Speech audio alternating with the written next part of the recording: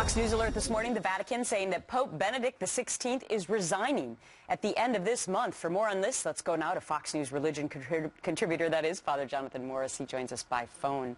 Perfect person to talk to. Father Jonathan, what's going on? Hey, good morning. I was just about getting on a plane when I got the phone call, and it's a phone call you would never, ever expect to get. That is, not that the Pope has passed, but the Pope has resigned.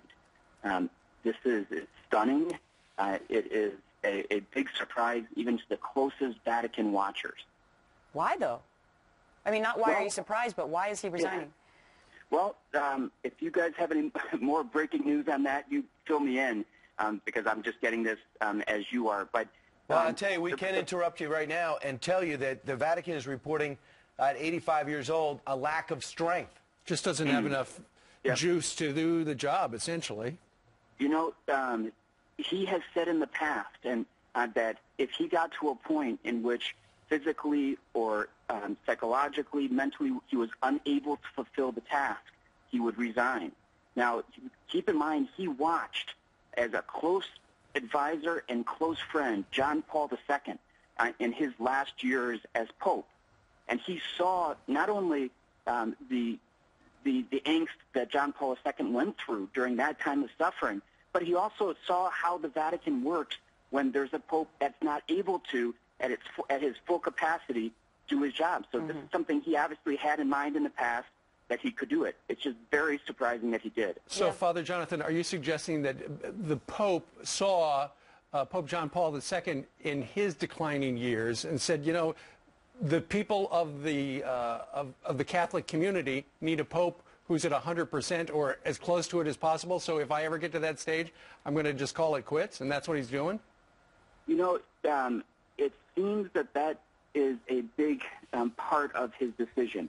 We know how close he was to John Paul II. Now, keep in mind, though, the Pope is not a manager, and this is why it's so shocking. The Pope is not first and foremost a manager. He's a defender of the faith.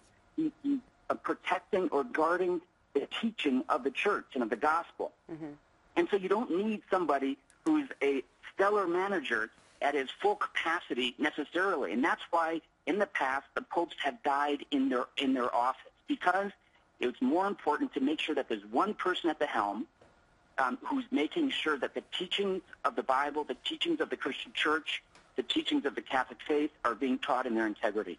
So, Father Jonathan, as we now know, we know the process of the cardinals getting together and trying to get together with to elect a new pope. He addressed the cardinals and told them this morning. How soon do you believe it will be now to a group of cardinals get together, a conclave gets together, and votes on a new guy?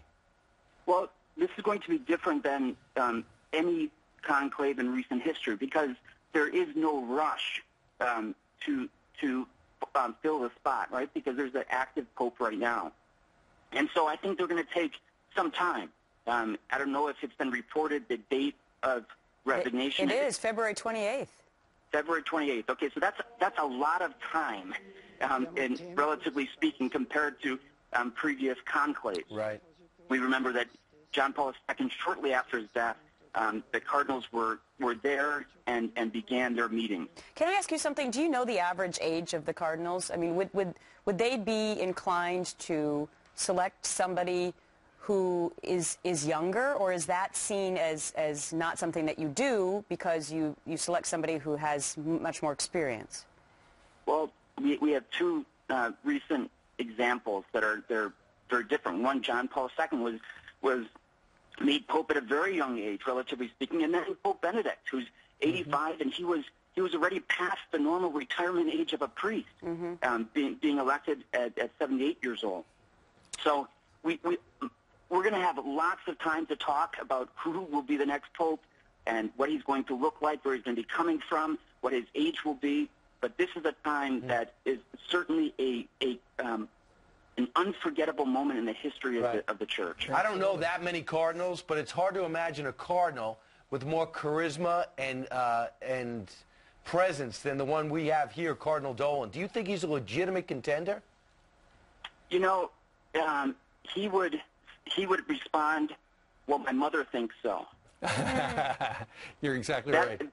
And And he is such a likable, loving, good, holy man. I don't really know, but he'll be there putting his vote in for the next pope. He will.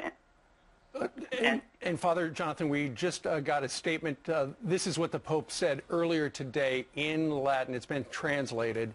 After having repeatedly examined my conscience before God, I have come to the certainty that my strengths, due to an advanced age, are no longer suited to an adequate exercise of the patrine ministry. What do you think of that? Well, first of all, it's a very humble statement. Times have changed, and the role of the Pope in this new age of communication has also changed.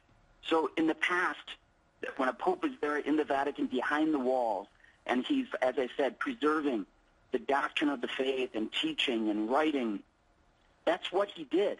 Nowadays, the Pope is sending out tweets. I was just going to say, there's a Twitter account for the Pope. Who would have ever thunk that? And so the fact that he is making this statement, I find it to be incredibly humble.